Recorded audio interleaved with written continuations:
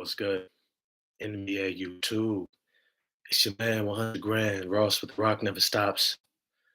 Today, we have a special episode that I wanted to make sure that I did live because it truly is special to be able to celebrate Black History Month. If you like this episode, smash that like button. If you want more like it, let me know. Otherwise, hit the subscribe and the bell for notifications. Black History Month is a really special month. When you understand that the topic of Blackness and the remembering of the history of Blackness is a political term. It's not a term that's merely cultural, even though it is, but it's not merely cultural.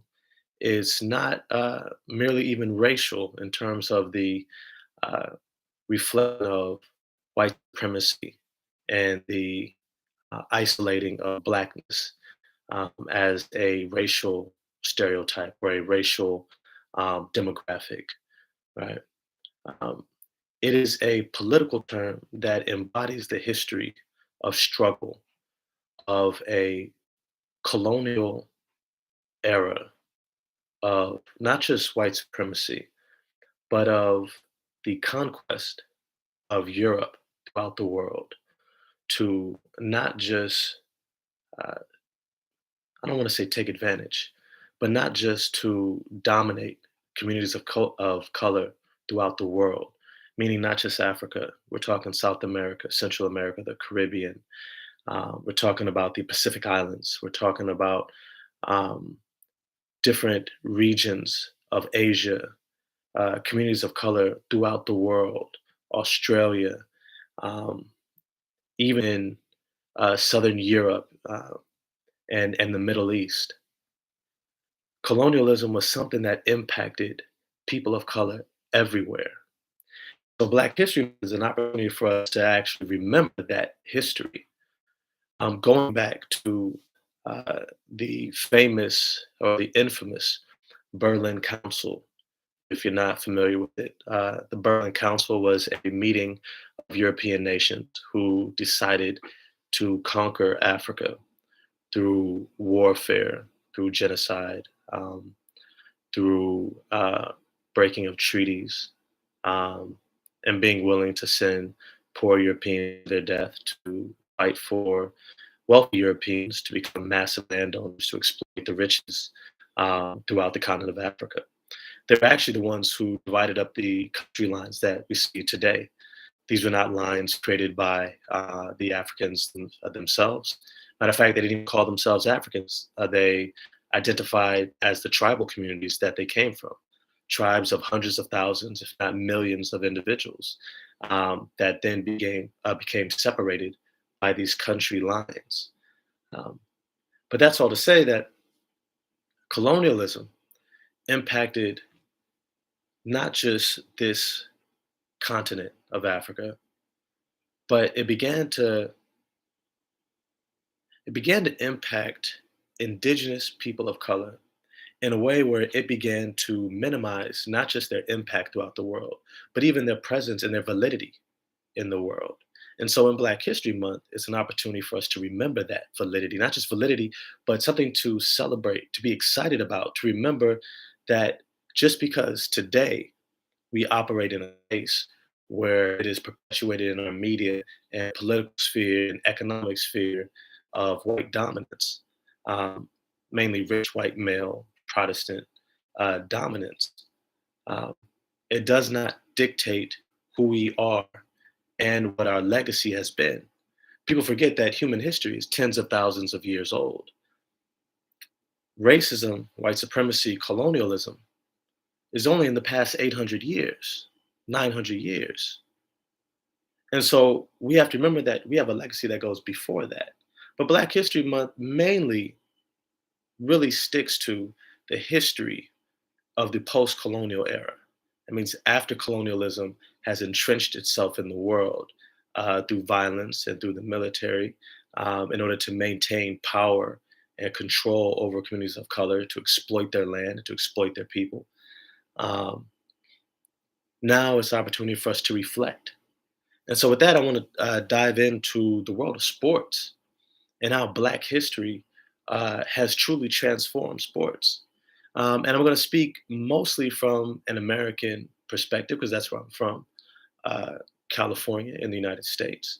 And it's an opportunity for me to share with you just some insight and some thoughts. The first one that I want to go to is probably the foundational starting point, beginning in American boxing. A man by the name of Jack Johnson. He has a great book and an autobiography written about him called Unforgivable Blackness. It's one that I have on my shelf and that I treasured reading it. It was a phenomenal book with so much great information about his life. But Jack Johnson was the first Black heavyweight champion of the world in the early 1900s. I want to say before 1910 he became the heavyweight champion, which was unheard of because at that time they didn't even give black boxers an opportunity to fight uh, for the heavyweight championship of the world. At the time, black boxers just had to fight each other over and over and over and over and over and over. Or if they did fight white boxers, they were boxers who were not the elite or not the upper class. American boxing wanted to distinguish that black fighters could never be on par with black fighters. I'm sorry, black fighters can never be on par with white fighters. And so they didn't even give us a chance. They considered it an insult to step into the ring with us. But Jack Johnson was literally a combination of Muhammad Ali, Deontay Wilder, and I want to say Floyd Mayweather. And it's hard to believe. It's hard to believe. It's hard to believe. Like what? Early 1900s? But picture this. He's a black man who grew up in Texas. Grew up in Texas. I forget where in Texas exactly, but y'all can look it up. Jack Johnson uh, grew up fighting in rings where they used to put black boys. They call it Circuit Royale, I believe. Circuit Royale, where they blindfold a bunch of black kids, tie one arm behind their back, put a glove on one fist, and would have them just swing at everybody, swing, swing, swing, blindfolded, and they would just knock each other senseless. Right? This was sport for white onlookers. But Jack Johnson started there, but he didn't end there. He quickly began to learn boxing over the years. He began to develop his skill, and he becomes a highly skilled boxer. And this is where you have to look at the Floyd Mayweather comparison.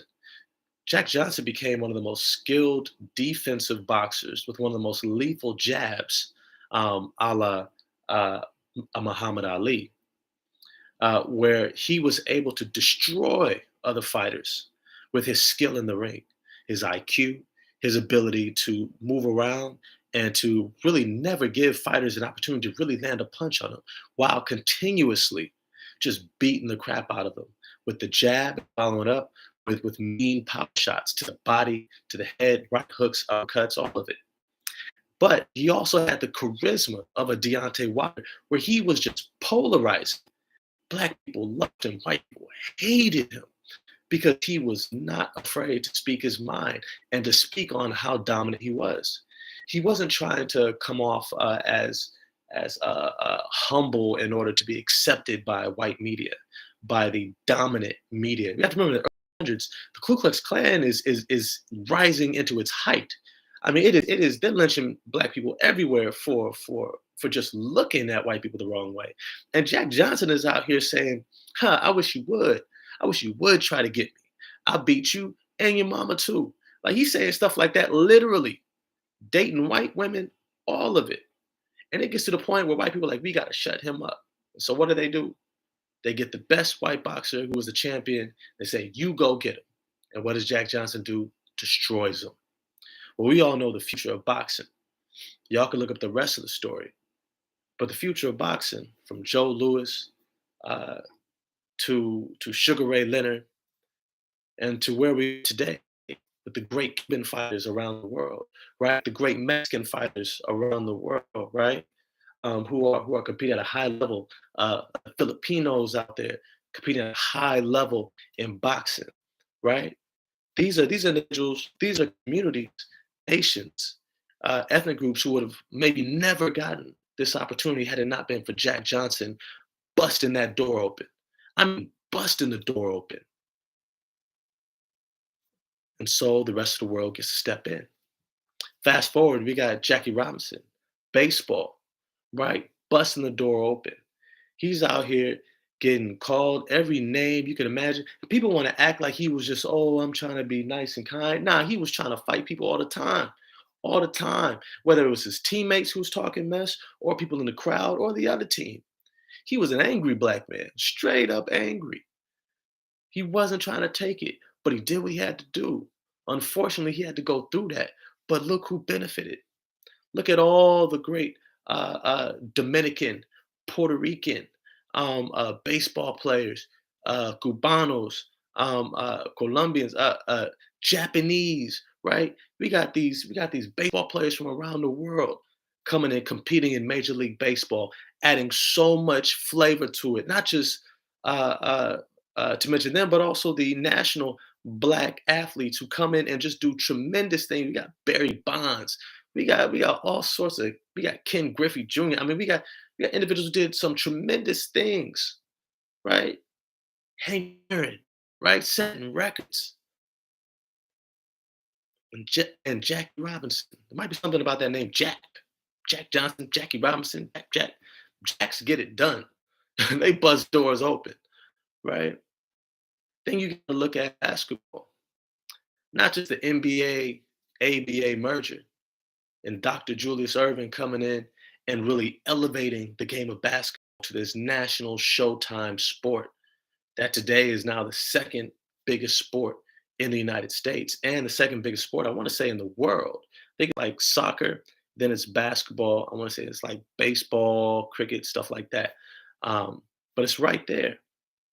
And you have black athletes who took a stand in order to get better contracts for black players. You have to remember a lot back then. A lot of these teams, these ownership of sports teams, was being ran by mobs, like straight up mobs. Didn't want to pay players, things of that nature, or they were getting underpaid so much it was ridiculous. It was ridiculous. And after they would have strikes and they forced the hands of owners, all of a sudden now you see this pay get to be equal.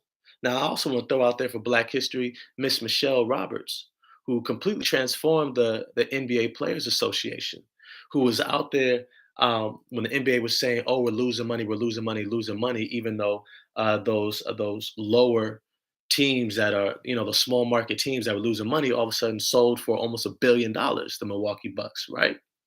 Minnesota Timberwolves, and she comes in and she's like, "Yo, I'm a lawyer. I'm not a player trying to play lawyer, right?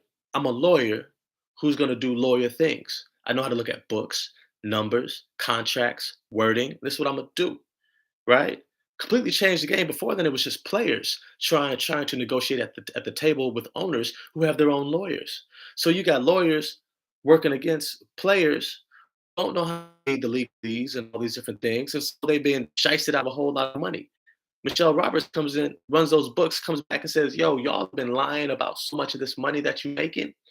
I don't even know how you want to even this out. Like, you don't have to pay back pay, which NBA players deserve for sure. But they said, do we want to scale it? Do we want to scale it and gradually keep going up and up and up? We keep seeing it go up every single year, no matter what. And we're like, why does it keep going up? I can't believe it's going up so much. You have to remember what it's up to, where it continues to go to, was where it was already at back then, 4, 5, 6 years ago. It was already there. They were already making that much money. So you got to understand what it means when people open up doors for others, right? And this is the impact of Black history. It's an opportunity that we have to reflect upon the impact of our community that's not just local, national, but it's worldwide because we all came from somewhere. We all came from somewhere. Like my tattoo, the Jamaican coat of arms says, out of many, one people. We understand that Black people are many people that created a people, many people that came from all over West Africa, Northern Africa, Eastern Africa, Southwest Africa, all around, who mixed in with indigenous people of the lands that we came to, whether it was in the Caribbean, the Caribs, whether it was in Mexico, the Mexicas, or Aztecs or Nahuatl, or all sorts of different communities, right, throughout South America and the United States. Matter of fact, there's more than enough evidence. There's a book, we came before Columbus, right? That already talks about Africans had already been traveling to the Americas long before colonialism and Christopher Columbus, right? So we got to understand that when we celebrate Black History Month, it's about coming together. It's about bringing our cultural history together in a way that unites all of us, all of our communities of color, hold during the impact, the pain, and also the triumph of our communities. Yo, I hope you enjoyed this video. I hope you enjoy Black History Month. Go check out Jack Johnson. It's a great book to read if you're a sports fan, especially a boxing fan. And if you enjoyed it, smash the like button for me. If you want more videos like this, let me know throughout Black History Month. This could be really fun to do. I can go more in depth in Jack Johnson or just other notable individuals who changed the game, like Allen Iverson is the reason why you see all these guards out here doing all this shake and bake, but he got bombed for it and called a selfish player, right? I might do a video on that. Let me know if y'all want that video on Allen Iverson, Black History Month, and his impact on the NBA. If you want that, holla at your boy, and I'm out.